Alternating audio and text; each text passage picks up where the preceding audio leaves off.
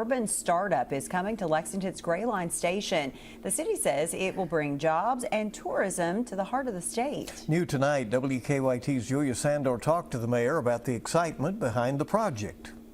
Kentucky is known for its bourbon culture. So bringing a revolutionary bourbon aging process to the city of Lexington, Mayor Gorton says is a perfect fit. One of the things they needed was to be near more bourbon distilleries and that kind of thing.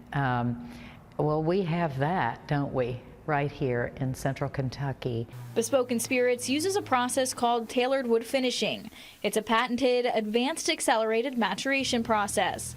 It's a big step for ag tech and a big sign of growth in the community. You know, one by one, we're going to bring these businesses in. And this business will locate at Gray Line Station, which is a great place for them to be. And it is so important that we keep growing our business base here. The company anticipates a capital investment of about $3.2 million. Now, while they say that Bespoken could bring about 17 new jobs to the area, Mayor Gorton says that it could also bring a whole new set of tourism. We have the highest employment numbers, people working in our entire history right now.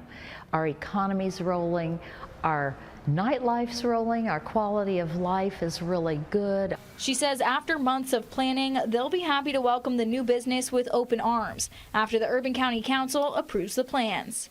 In Lexington, Julia Sandor, WKYT.